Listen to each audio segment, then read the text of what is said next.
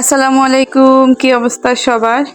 বিকেলে নাস্তা বানাচ্ছি, খোলা যায় পিঠা কিংবা ডোসা, যে যেটাই বলেন। আর চা আগে বানিয়ে নিছি, আজকে এটাই খাবো বিকেলে। খোলা যায় পিঠা আর কচু ভর্তা। আজকে আবার রান্না করতে হবে একটু বিকেলবেলা, যেহেতু দুপুরে আম্মুর বাসায় খাইছি, গতকালকে শ্বশুর বাড়িতে দাওয়াত খাই আসলাম। এই জন্য আজকে একটু রান্না করতে হবে বিকেলবেলা। আমি পিঠাগুলো একে একে বানিয়ে নিচ্ছি। হাজবেন্ড একটু বাহিরে গেছেন, উনি আসলে একসাথেই খাবো। আর এই তো এখানে আমি চা বানাই রাখছি, উনি আসলেই খাবো। এক পাশে ভাত বসাইছি। আমার পিঠা বানানো শেষ, এখন আমি মাছগুলাকে ভাজবো তরকারি রান্নার জন্য। ফ্রিজে মাছও শেষ, আজকে ফ্রিজটাও পরিষ্কার করা হয়েছে। উনি বাইরে গেছে, এখন বাজার নিয়ে আসবে ইনশাল্লাহ, বিকেল মানে সন্ধ্যার দিকে আসবে।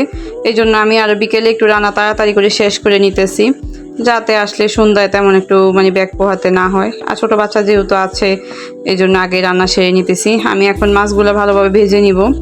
আর এই ছোটো যে 2 পিস আমার মেয়ের জন্য করা, ও ছোটো মাছ খাবে, এই জন্য আমি 1 পিসকে 2 পিস বানাইছি। আজকে রান্না করব পটলের পাতলা ঝোল। মাংস আছে ফ্রিজে, কিন্তু মাংস আর খাইতে ভালো লাগতেছে না। এক পাশে আমি কচু ভর্তা আমার জায়ে দিছিল, ওইটাকে গরম করে নিছি। আর এই পাশে তো আমি তেলে পেঁয়াজ, হলুদ মরিচ, ময় মশলা দিয়ে কষিয়ে এখন আমি পটলগুলো দিয়ে দিছি।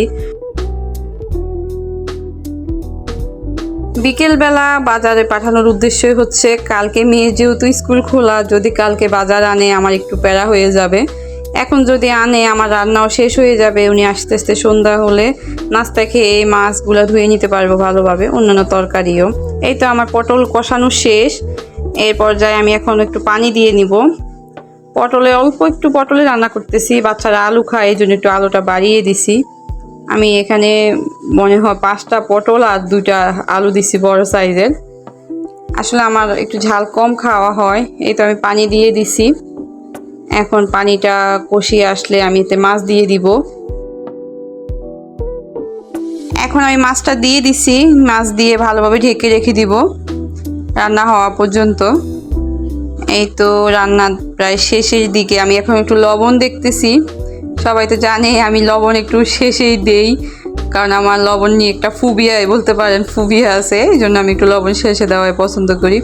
লবণ দেওয়া শেষ, এখন আমি ঢেকে একটু রেখে দিব, ঝোলটা একটু গাঢ় হবে। রান্না আমার শেষই, আমার ভাতও হয়ে গেছে, এখন আমি ভাতটা নামিয়ে নিব।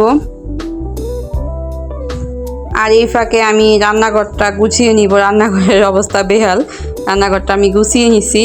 তো সবাই ভালো থাকবেন, যদি আমার ভিডিও ভালো লাগে অবশ্যই লাইক অ্যান্ড সাবস্ক্রাইব করবেন। সবাইকে ধন্যবাদ। আসসালামু আলাইকুম।